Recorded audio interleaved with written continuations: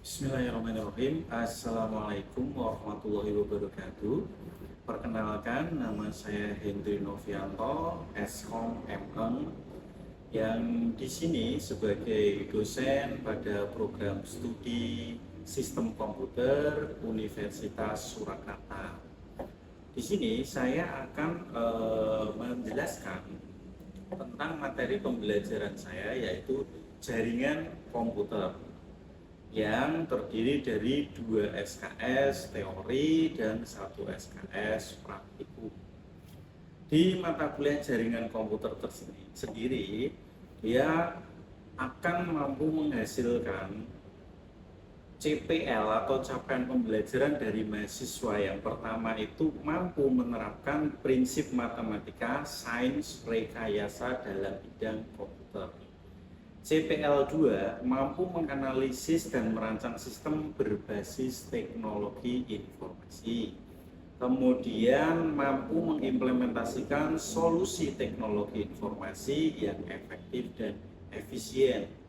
Mampu berkomunikasi efektif dan bekerja dalam tim multidisiplin, serta mampu menggunakan teknologi dan peralatan modern dalam praktik rekayasa. Itu adalah CPL atau capaian pembelajaran dari program studi. CPMK dari mata kuliah ini, CPMK 1, itu mampu menjelaskan konsep dasar dari jaringan dan arsitekturnya. CPMK 2 mampu identifikasi berbagai jenis topologi, perangkat, dan jaringan protokolnya. CPMK 3 mampu menganalisis model referensi OSI dan TCP/IP. CPMK 4 mampu merancang jaringan komputer sederhana dengan pendekatan client server dan peer-to-peer. CPMK 5 mampu konfigurasi perangkat jaringan seperti switch, router, dan access point. CPMK 6 melakukan pengujian dan analisis perform jaringan menggunakan tools jaringan komputer. CPMK ini dia memiliki korelasi dengan CPL, ya, korelasi CPL dan CPMK. Daftar pustaka dalam mata kuliah jaringan komputer ini dari Forwardson, Data Communication and Networking, McGraw-Hill, kemudian Tenenbaum, Computer Network dari Kurose, Computer Network, a top-down approach, sama Cisco Networking Academy, CCNK, Introduction to Network. Kemudian kemampuan akhir dari tiap sub CPMK, mahasiswa mampu menjelaskan konsep dasar jaringan komputer dan manfaatnya dalam kehidupan sehari-hari. Kemudian mengklasifikasikan jenis-jenis jaringan berdasarkan skala topologi dan media transmisi. Indikator penilaian, mahasiswa mampu mendefinisikan jaringan komputer, fungsi, dan identifikasi manfaatnya, membedakan LAN, MAN, WAN, serta topologi bus, ring, star, dan mesh. Bentuk pembelajaran atau metode pembelajaran, kita menerapkan metode pembelajaran ceramah yang interaktif dan diskusi. Sedangkan tugas yang akan diberikan kepada mahasiswa itu ada 2. Tugas yang bersifatnya offline dan tugas yang bersifat online. Offline, mahasiswa akan langsung mengumpulkan tugas kepada dosennya. Kalau online, mahasiswa diberikan waktu beberapa hari untuk menyelesaikan tugas. Biasanya tugas yang berbentuk online akan lebih besar. Aspek penilaian pada mata kuliah jaringan komputer itu terdiri dari beberapa aspek. Yang pertama, aktivitas partisipasi dengan bobot 10%, kemudian proyek itu 20%, tugas 20%, kuis 20%, UTS 15%, dan UAS 15%. Di dalam mata kuliah jaringan komputer sendiri terdapat beberapa rubrik penilaian. Penilaian yang pertama itu adalah rubrik skala persepsi, ya, untuk menilai dari sikap mahasiswa, komunikasi, menghadapi pertanyaan, menyelesaikan masalah, seperti itu. Kemudian rubrik yang kedua adalah presentasi, persiapan kelompok, organisasi presentasi, ketercapaian tugas, seperti itu. Kemudian rubrik yang terakhir adalah penilaian dari isi, pemahaman terhadap pertanyaan, isi jawaban, itu untuk menilai mahasiswa. Baik, berikut adalah video pembelajaran saya pada pertemuan pertama dengan tema pengantar jaringan komputer, topologi jaringan, media transmisi, dan lapisan OSI dan TCP/IP. Terima kasih. Bismillahirrahmanirrahim. Assalamualaikum warahmatullahi wabarakatuh. Selamat pagi teman-teman. Sehat semua hari ini? Sehat. Ini datang semua ya? Ada yang mungkin ada yang izin. Oke, sebelum kita melanjutkan proses pembelajaran, kita berdoa dulu menurut keyakinan dan kepercayaan. Coba saya pimpin. Coba dimulai.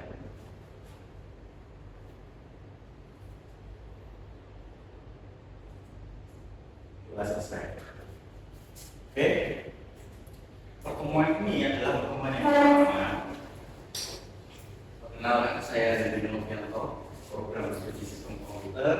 Ini adalah pertemuan yang pertama mengantar jaringan komputer. Oke. Apa saja yang akan kita pelajari nanti di jaringan komputer ini pengantarnya? Yang pertama adalah memahami konsep dasar dari jaringan komputer. Kemudian mengetahui jenis-jenis dari jaringan. Yang ketiga, mengenali perangkat keras jaringan komputer. Yang keempat, mengetahui model OSI dan TCP/IP. Yang kelima, menyadari pentingnya keamanan jaringan. Yang kelima ini juga cukup penting. Semua yang terhubung ke dalam internet, mereka tidak 100% secure atau aman. Nah, sebelum kita mulai ke topik yang pertama, saya ingin tanya dulu sama teman-teman.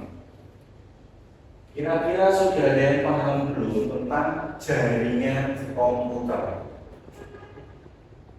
Jaringan komputer itu sekumpulan komputer yang dapat berkomunikasi dan berinteraksi. Oke, Mas Dito, jaringan komputer itu adalah sekumpulan dari komputer yang saling terhubung ke jaringan. Tetap benar sekali ya. Jaringan komputer merupakan sekumpulan komputer yang terhubung satu sama lain untuk berbagi data, informasi, dan sumber daya. Itu adalah jaringan komputer. Jadi kita nanti akan mempelajari bagaimana sih jaringan komputer itu berinteraksi, bagaimana jaringan komputer itu nanti bertukar informasi, bagaimana cara mengamankan data yang ada di dalam jaringan. Ini adalah contoh dari perangkat yang terhubung ke dalam jaringan komputer. Ya, ada apa saja? Perangkat yang bisa terhubung ke jaringan komputer itu semuanya memiliki sebuah perangkat seperti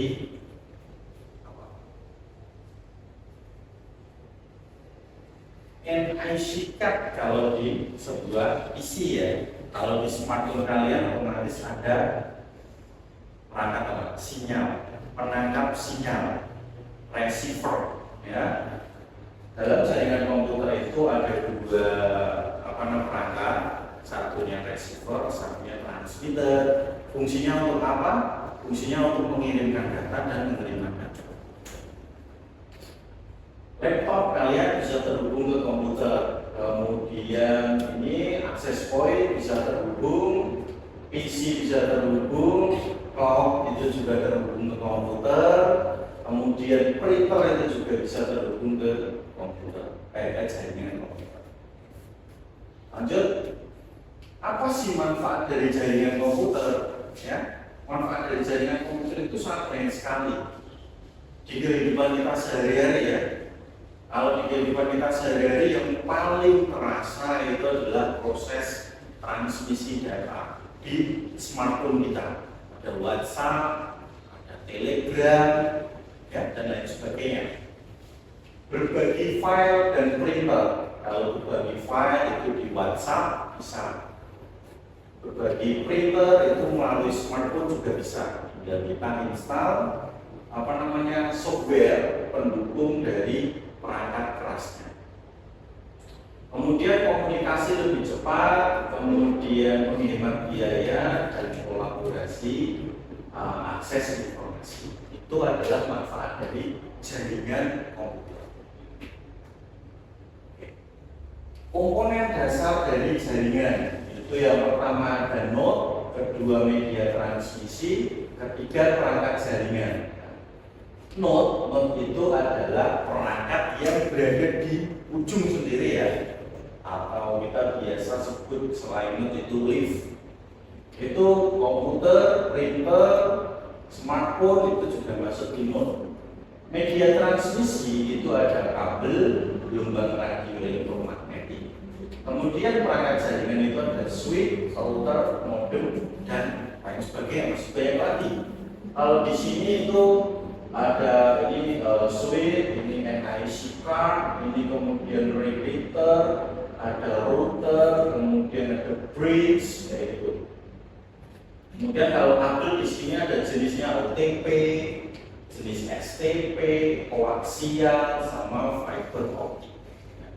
Dari beberapa jenis kabel ini, fiber optik memiliki kecepatan yang paling tinggi. Oke, kemudian lanjut. Itu jenis jaringan berdasarkan area. Ada LAN, MAN. Ada yang bisa menyebutkan jaringan LAN? Berikut. LAN itu merupakan lokal area network yang jangkauannya itu hanya satu gedung. Satu gedung. Kalau MAN? LAN itu metropolitan area network, jangkauannya sampai antar kota. Antar kota, oke. WAN? WAN itu wide area network yang jangkauannya antar negara. Jangkauan antar negara, oke. LAN itu adalah lokal area network yang jangkauannya itu cukup di lingkup gedung. Oke, sesuai ya. LAN itu adalah lokal area network yang jangkauannya hanya di lingkup gedung itu sendiri atau di tetangganya. Oke, jadi ada gedung 1, 2 berdekatan ataupun dia masih satu area itu bisa disebut dengan LAN. Jaringannya masih dalam satu network ya. Kemudian MAN, Metropolitan Area Network, itu jaringan antara kabupaten A, kabupaten B. Mereka sudah beda network. Kemudian WAN, Wide Area Network, itu jangkauannya antar negara. Seperti kita akses Facebook, kita akses Twitter, dan lain sebagainya. Oke, lanjut. Kita beralih ke topologi jaringan. Topologi jaringan itu ada 5. Yang pertama bus, stump, ring, mesh, dan hybrid. Hybrid ini adalah gabungan dari beberapa topologi yang ada. Jadi katakanlah ini topologi dasar, ini adalah jaringannya, gabungannya. Topologi bus itu modelnya seperti ini, kemudian stump seperti ini, ring seperti ini adalah mesh, ini topologi hybrid. Oke. Ini ada yang bisa menyebutkan kelemahan dari salah satu topologi ini, sama topologi bus. Bos Tegar, untuk topologi bus itu kekurangannya kalau misalnya backbone-nya ada kendala itu bisa naruh ke komputer yang lainnya. Oke, bagus. Jika backbone-nya itu terdapat kendala atau putus, maka dia akan down semuanya. Oke, kekurangan dari topologi bus yang dijelaskan oleh Mas Tegar tadi sesuai ya. Topologi bus ini ketika dia mengalami break atau putus di backbone maka semua jaringan yang ada terputus atau terisolasi ya. Beda dengan topologi star. Topologi star ini dia memiliki kelebihan ketika satu backbone atau satu jaringannya ini terisolasi, maka mereka masih bisa terkoneksi satu sama lain. Yang penting switch atau hub yang menghubungkan itu tidak kolaps atau rusak. Nah, kekurangannya di sini ketika kondisi switch atau hub yang menghubungkan itu kolaps, maka dia akan down. Oke. Lanjut, media transmisi ada kabel disebut fiber optik sama wireless. Wireless itu radio ya. Oke, di sini ada yang bisa menjelaskan perangkat-perangkat yang terkoneksi dengan wireless. Oke, Mbak Rodia. Perangkat wireless itu seperti radio, access point, smartphone. Oke. Jadi semua perangkat yang terhubung menggunakan wireless atau radio itu mereka terhubung menggunakan gelombang elektromagnetik, itu ya. Kita masuk ke perangkat jaringan. Perangkat jaringan itu ini adalah contoh saja ya. Sebenarnya perangkat jaringan itu banyak sekali. Ada switch, kemudian ada router, ada hub, ada modem, dan NIC card. Switch itu fungsinya digunakan untuk menjembatani beberapa perangkat ya. Jadi untuk menghubungkan perangkat satu dengan perangkat lain, contoh digunakan pada topologi star. Router itu digunakan sama, dia juga digunakan untuk menjembatani, tapi dia lebih cerdas karena bisa men-setting koneksi jaringan. Kemudian ada hub, ada modem, ada NIC. Mungkin bisa dan menyebutkan kekurangan dari hub atau fungsi-fungsinya. Monggo silakan, monggo Mas. Kalau saat itu dia mengirim data ke semua perangkat yang terhubung di jaringan network, tidak peduli destinasinya. Kalau switch itu dia mengirim data kepada device yang memang dibutuhkan menggunakan MAC address. Hub itu nggak punya sistem filtering, jadi mudah di sniff, semua traffic data terlihat mudah terlihat. Sementara kalau switch punya sistem filtering. Oke, terima kasih atas jawabannya Mas. Hub itu dia memang memiliki kekurangan tadi. Ketika dia mengirimkan data, semua datanya di broadcast ke port yang dia miliki. Jadi di snipe sangat mudah ya.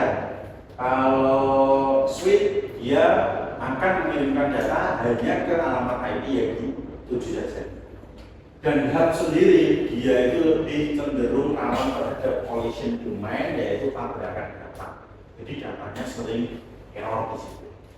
Oke, lanjut ke model TCP/IP ya. Model TCP/IP, model OSI. Kita masuk ke model OSI. Model OSI itu ada 7 layer. Yang pertama cycle, data link, network, transport, session, presentation, dan application. Sedangkan model TCP/IP itu ada application, transport, internet, network. Nah, model ini digunakan dalam jaringan modern termasuk di internet. Tapi mereka itu memiliki kesamaan ya. Ini kesamaan seperti pada gambar di sini. Ini referensi OSI, ini TCP/IP.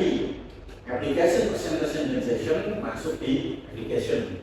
Kalau di TCP/IP, transport masuk di transport, network masuk ke network, data link dan cycle masuk ke network access. Ya. Cycle ini dan network access ini adalah perangkat yang paling besar. Kemudian perangkat yang paling cerdas adalah di application. Jadi tahapannya jangan keliru ya, dari bawah naik sampai sini. Nah, model ini prosesnya, ketika proses pengiriman data dia akan dienkapsulasi dan di-encapsulation ya. Contohnya seperti ini.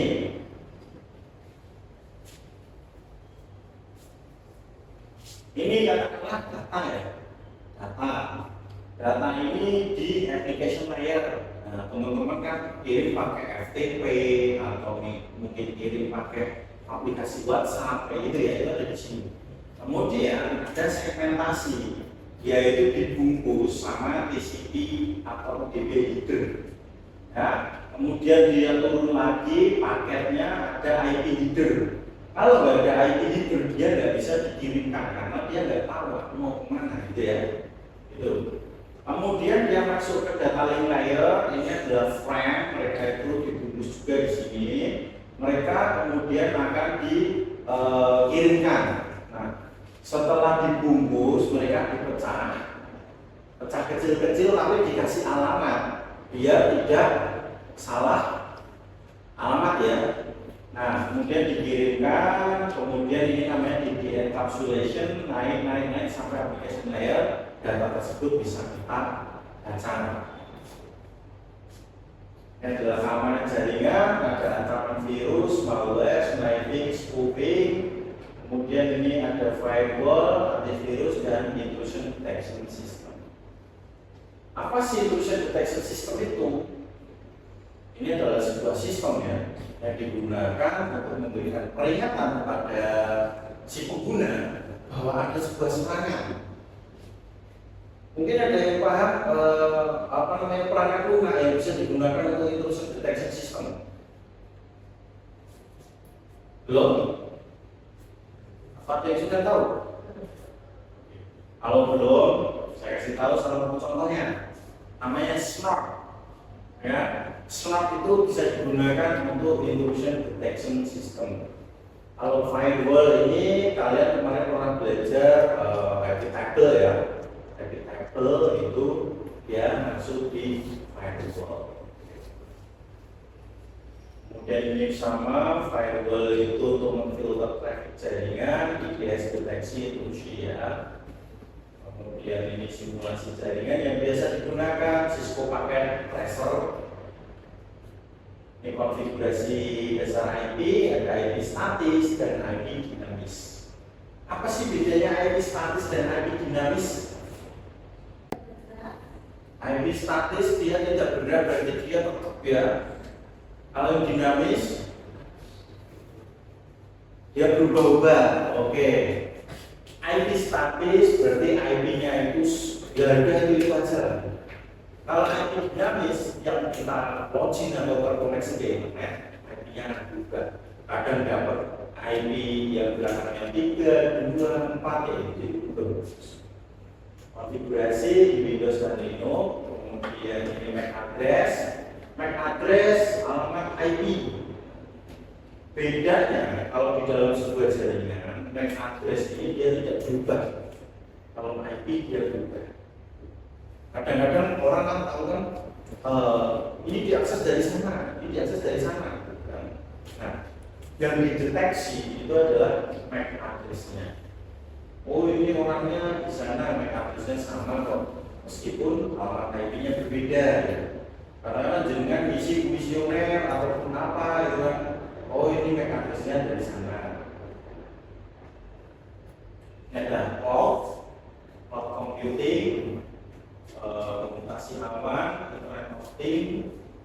Oke, kesimpulan pada pertemuan kali ini, jaringan komputer adalah tulang punggung teknologi informasi modern. Pemahaman dasar sangat penting untuk bidang IT. Jadi, apapun nanti yang kalian pelajari, jaringan komputer itu menjadi sebuah tulang punggung.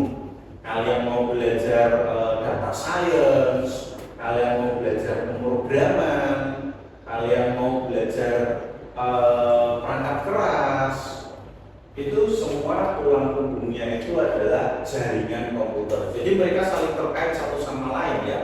Jaringan komputer itu tidak bisa ditinggalkan karena dia backbone-nya. Oke. Kemudian ini daftar pustaka yang saya gunakan, nanti bukunya saya share satu persatu. Oke. Pertemuan kali ini sampai di sini ada yang mau ditanyakan? Oke, monggo Mbak. Yang as